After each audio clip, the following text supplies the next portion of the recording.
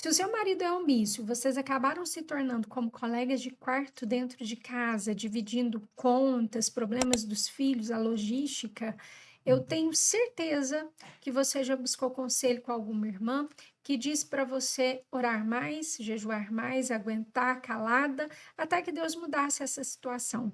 E eu sei que isso que eu vou te falar pode te chocar um pouco, principalmente se você é uma mulher cristã há muito tempo e você está cheia de tabus religiosos, mas como especialista em teologia clínica, eu preciso fazer esse vídeo para te mostrar uma verdade difícil, que apenas a oração e cruzar os braços diante da situação não vai salvar o seu casamento. E se você está exausta de carregar essa realidade nas suas costas, fique comigo até o final desse vídeo. Eu vou te mostrar o maior erro que você está cometendo na tentativa de mudar o seu marido e também um passo prático e bíblico que você precisa dar hoje ainda para resgatar o respeito e a paixão dentro do seu lar.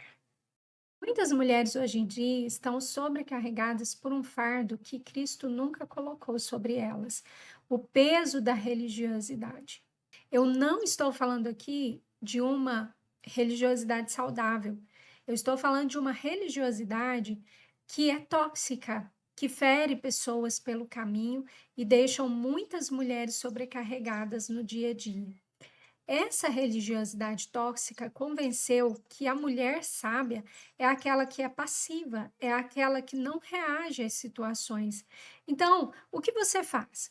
Quando o seu marido não assume o papel de provedor e protetor do lar, você vai lá e faz o que ele não está fazendo. Então, você vai gerenciar a sua casa, você gerencia seus filhos, você gerencia as contas e no fim do dia você fica completamente exausta, se sentindo a funcionária não remunerada da sua própria casa.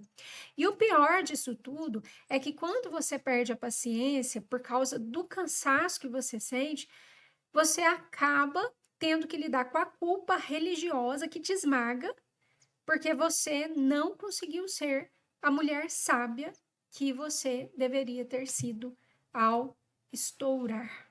Então, o que você pensa? Que você está falhando com Deus. Mas a verdade é que o seu casamento não esfriou por falta de oração.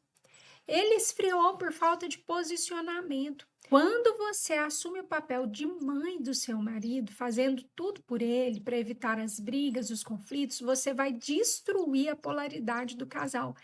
E com isso você mata a liderança dele. Sabe aquela coisa assim, se você não faz, eu vou lá e faço, eu pego para fazer?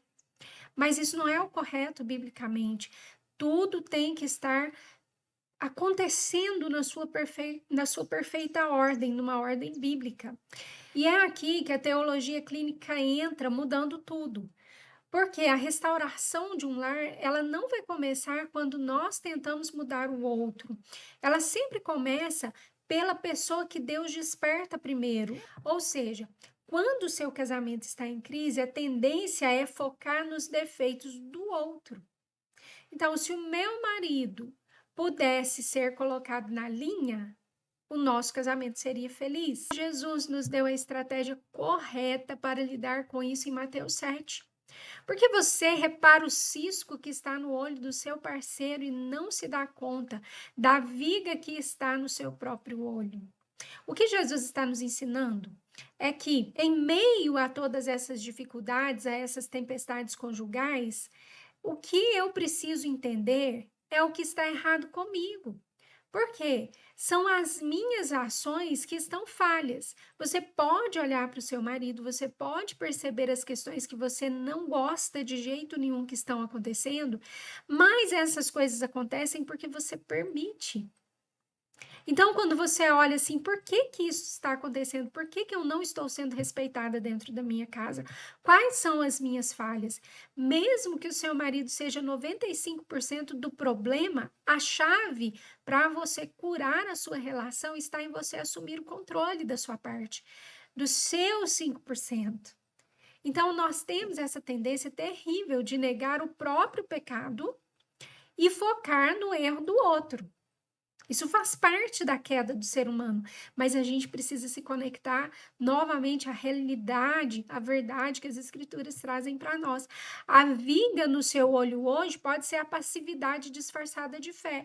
Eu vou orar até que Deus mude o fulano. Porém, eu também preciso me posicionar. Eu vou orar. Eu vou buscar a Deus, eu vou buscar dele estratégias, mas o posicionamento, ele é necessário aqui dentro. Então, essa passividade, ela não pode fazer parte do seu dia a dia. A submissão bíblica não é omissão. A mulher foi criada para ser ajudadora, forte. Provérbios 31 diz que aquela mulher cinge os seus lombos de força.